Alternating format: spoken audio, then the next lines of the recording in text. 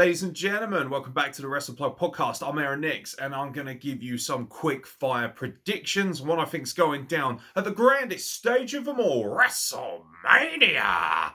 37 happens tonight. Night 1 is tonight and night 2 is tomorrow. I'm going to stack all the predictions in one video and hopefully you guys can enjoy it yourselves. Now, don't forget, if you leave your predictions in the comments below, there's a very good chance we may give a cheeky little pop vinyl or t-shirt away to the winner. But that depends on how many of you decide to interact with this video. So like, comment, subscribe, and most importantly, make sure you let us know who you think's going to win on the grandest stage of them all.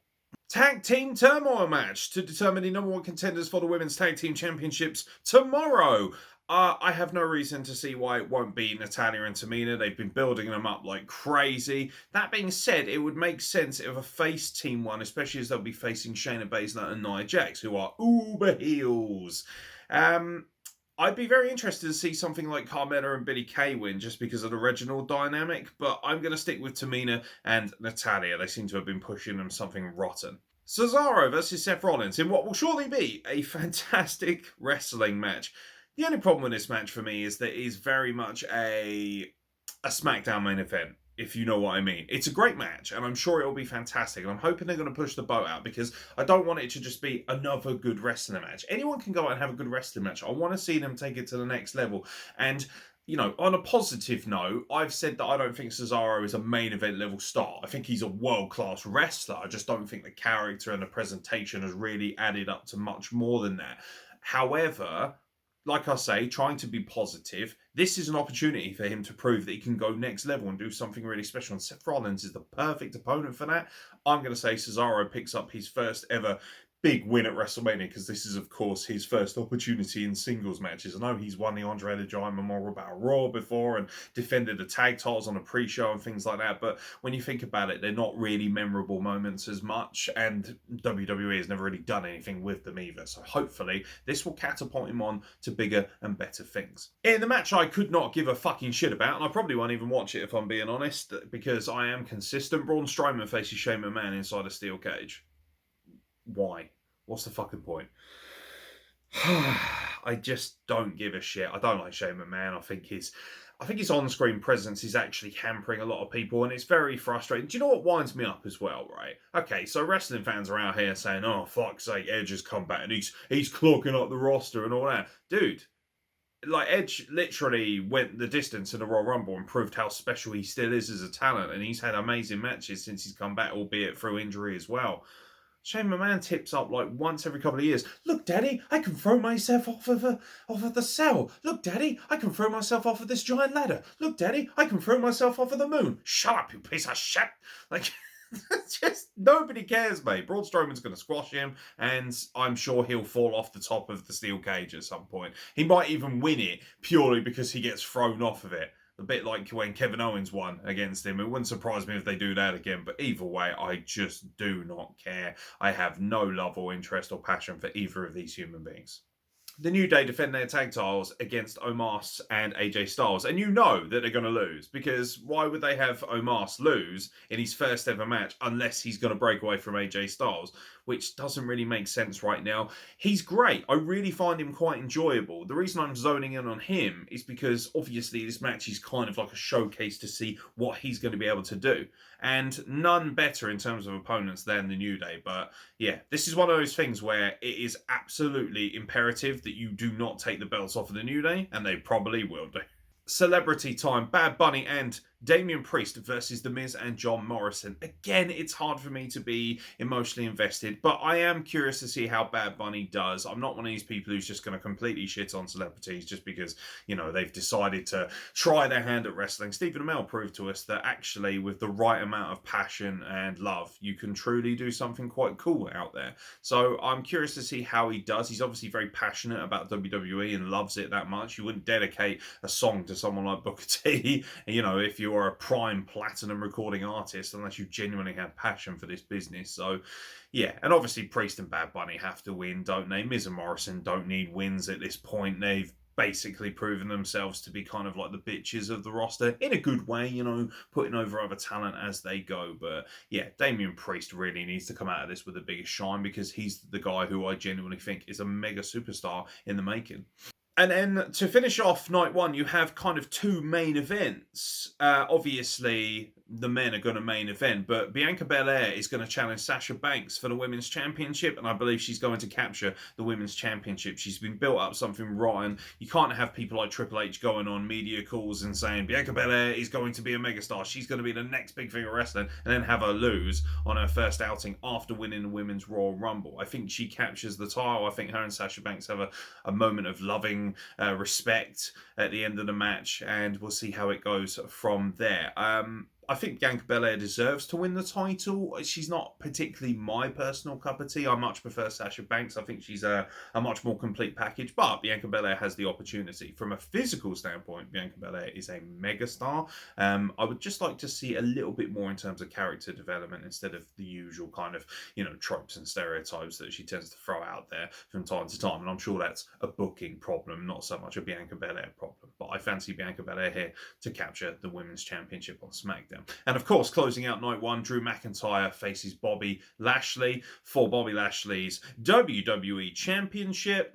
Kind of obvious. Feels like Drew McIntyre should be winning this. Probably will win it, to be honest, just because the fact that they're in front of an audience as well. This is Drew McIntyre's opportunity to finally climb the mountain and get what he deserves, so to speak, even though he did it at last year's WrestleMania. He never had the opportunity to do it in front of fans. I do, however, feel that Bobby Lashley would be a better option here. I actually would prefer to see Bobby Lashley retain, not just because of, he's a person of colour and things of that nature, but just because I feel like he hasn't had enough time to hit the ground running. And I feel like WWE and Vince McMahon in particular have actually really hampered his title run. This should have been quite a historic moment, him finally climbing the mountain and him having this almighty clash with Drew McIntyre, and it's just kind of gone down like a wet fart because Raw sucks colossal donkey dick. So yeah, but I've got Drew McIntyre coming out of this and becoming the new WWE Champion, which of course moves us on to night two. Now, the winners of Tag Team Turmoil, who I've picked as Natalya and Tamina, will face Nia Jax and Shayna Baszler, the most dominant tag team champions. I say dominant, like they've been booked terribly, but have still come out of it looking like at least credible champions in some form or fashion, despite having literally every spanner thrown in their works. I think that we have new women's tag team champions. Whoever wins Tag Team Turmoil, like I say, I think it's probably going to be Natalya and Tamina, unless it's a face team that somehow comes out on top. If it is a face team or a face dynamic, I personally would like to see Dana Brooke and Mandy Rose get it, just because I feel that everybody else has had somewhat of an opportunity. Although, as somebody who genuinely loves proper tag teams, the Riot Squad should really come out of this. So whoever comes out of the Tag Team Turmoil match, I fully expect to be Nia Jax and Shayna Baszler and become the new women's tag team champions, because they just don't really give a shit about those belts anyway. So why not crown new champions at WrestleMania and have a nice feel-good moment for the faces, or a dominant moment for the heels, whoever you choose to have in this match. Matt Riddle defends his United States Championship against Sheamus. I'll keep this very short and sweet. I hope Sheamus goes out there and kicks his stupid fucking head off. I'm tired of seeing him. He bores me. I hate his character. I love Sheamus. I feel like Sheamus is deserving of one more WrestleMania moment. I get the impression that Sheamus is winding down slowly but surely. But I'll tell you what, he is still having some of the best matches of his career. And another thing I'll tell you, stop fucking sleeping on the guy, because I guarantee you this will be one of the better matches of the night. I can actually guarantee it. And you're all going to come out afterwards and say, do you know what? Riddle versus Sheamus was actually quite good. Sheamus put in a real shift, like he always does, and he never gets love for it. And ultimately, I really hope he kicks dumbass's head off and wins the United States Championship. Kevin Owens versus Sami Zayn. I assume Logan Paul's going to be a ringside for this. They've hyped him up enough. I'm not really sure what they're doing with this, but it's good YouTube stuff, isn't it?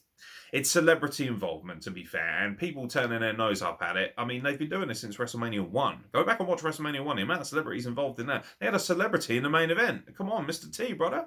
What do you expect? I mean, it is what it is. Kevin Owens, you would assume he's going to win, unless Logan Paul is going to get involved. Maybe Logan Paul, after being shoved slightly by Kevin Owens, they really made a big deal of that. So, do you know what? I'm going to stick my neck out and say Sami Zayn wins this because of Logan Paul's interference, and then Kevin Owens power bombs Logan Paul for a table or something. Very similar to Machine Gun Kelly, because it's kind of good press and it's good crossover stuff. You know, they can put that on YouTube. Logan Paul can sell it on his YouTube channel, maybe build up to a match later down the line. He's in fantastic physical condition. He's not my personal cup of tea, but there's no denying that the kid looks great and obviously is a reasonably credible fighter in some form or fashion. So there's, you know, you've seen other guys who are much less capable get ready to wrestle in a WWE or professional wrestling environment. So there's no reason why this kid couldn't. He definitely has the shape for it. And I imagine with a reasonable amount of training, he could put on a pretty decent match. So yeah, I'm going to go with Sami Zayn with Logan Paul's interference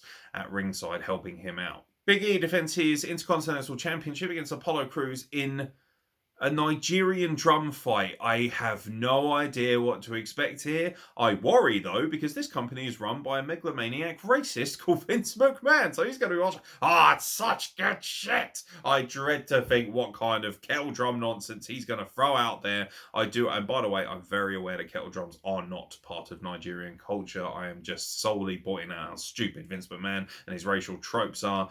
I think Apollo Crews captures the IC title here. Not because I feel that Big E shouldn't be Intercontinental Champion, but I do think they actually believe in him enough.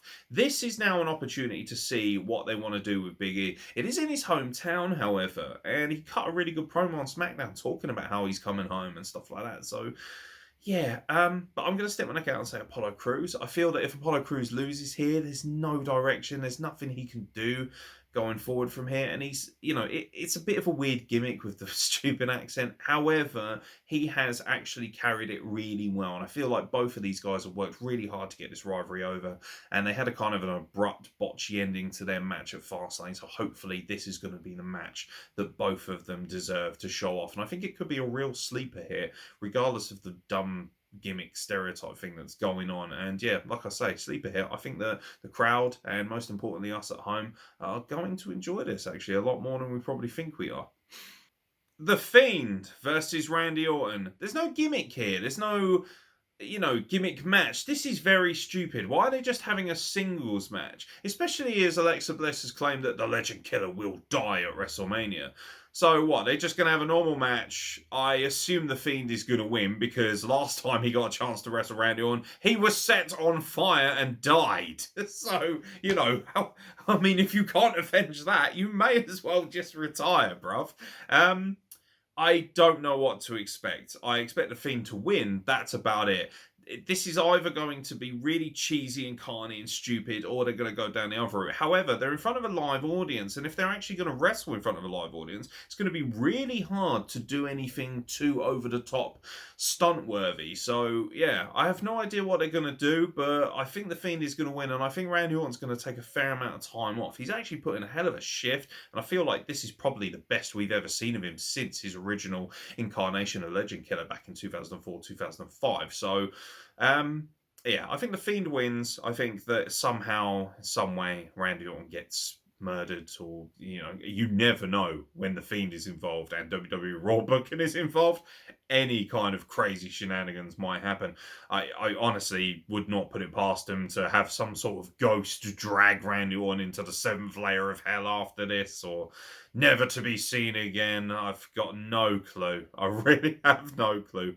Expect weirdness, ladies and gentlemen. This, for me, will be absolutely one of the best matches of the weekend. This is the match I'm most looking forward to, actually. Asuka defends her Raw Women's Championship against Rhea Ripley. This is going to be big, big business. As much as I'm gutted that Charlotte Flair isn't at WrestleMania, and apparently that's a big botch on their behalf due to the fact they thought she was pregnant, even though she actually wasn't. How do you fuck that up? How do you do that? Fuck's sake. Maybe I'll do another video about that. Leave a comment below if you want me to rant completely off script about Charlotte Flair not being at WrestleMania this year. But either way, this should be fantastic. These are two of the best women's workers in the world right now. I think Asuka is one of the best wrestlers, period, that the world has ever seen. I genuinely believe that, at least in the modern era. I think she's fucking amazing, and it's a shame that she has been booked like a pile of shit, because whoever's in charge of WWE Raw is a colossal cockwaffle. However, Rhea Ripley to capture the Women's Championship. It's a shame, really, because it feels like Asuka has done nothing but work so hard to try and get everyone around her over. But I feel like Rhea Ripley's going to win this, and I think that's probably good business as well. This is one of those matches where whoever wins, it's going to be fantastic. I think this is going to be very much in the same kind of format as Charlotte Flair versus Asuka from WrestleMania 34, which for me overall was a very poor WrestleMania. However, those women stole the show that night, and I felt like they genuinely deserved a main event. And I feel like that helps launch a platform for a women's main event later down the line, of course, because we got a women's main event later after the fact. So yeah, I'm going to go with Rhea Ripley to capture the Raw Women's Championship, and I think it's going to be an instant classic. And speaking of instant classics, the main event of both nights of WrestleMania, because let's be honest, there's only one main event really, isn't there? You can say there's main events here and main events there and co-main events, but there's only one, and it's the ultimate closer.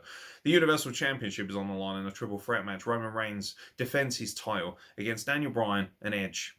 I have only one person I want to win this match. It's Edge. I think if he doesn't, it is a colossal failure on everyone's behalf in terms of booking and in terms of the title and the Royal Rumble and everything that it stands for. People want Daniel Bryan to win. I don't. I'm not somebody who buys into the face dynamic. I think that he has actually come across as a whopping great heel during this run. I think he's been built very poorly, and it's not helped by the fact he keeps coming out every week and having a little whinge about how, well, I had another title opportunity and I lost, but I want one more and I want it at WrestleMania. I deserve it.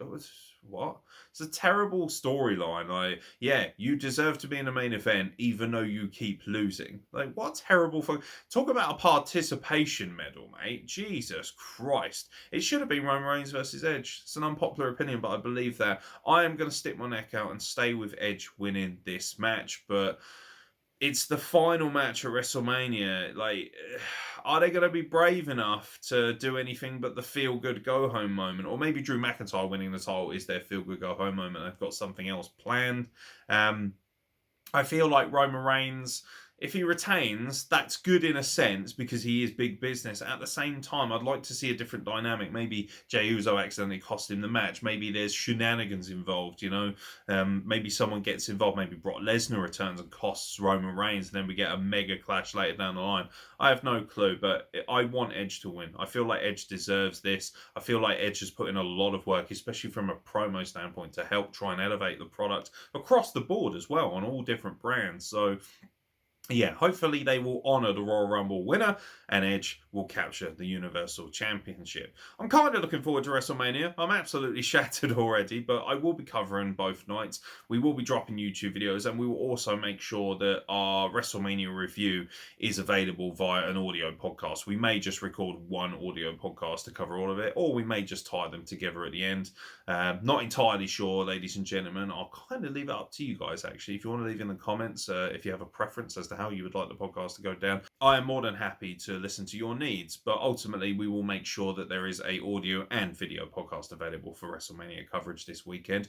Try and enjoy yourself, guys. I know it's a long stretch and there's a lot of wrestling, and then we've got Raw on Monday and we've got NXT on Tuesday, and we're not going to have a break now, and there's wrestling every night, but try and enjoy yourselves. To anyone who may be watching this, if you are actually going to the show, have a fantastic time. It's been really, really difficult for all of us, and this is a rare opportunity to get out there and really enjoy a big spectacle, a big event. So have a fantastic time. Obviously, practice social distancing and wear a mask and all that stuff, but just enjoy yourselves. Really, really enjoy yourselves, because actually going to this WrestleMania is kind of a big deal. This is a big part of history.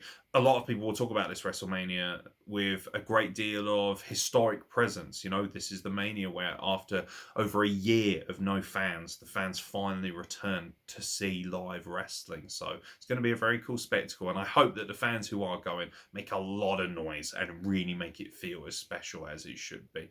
Have a great time, gang. Enjoy WrestleMania weekend. I've been Aaron X. Thank you very much for watching, and we'll catch you very soon for more content from the Wrestle Club.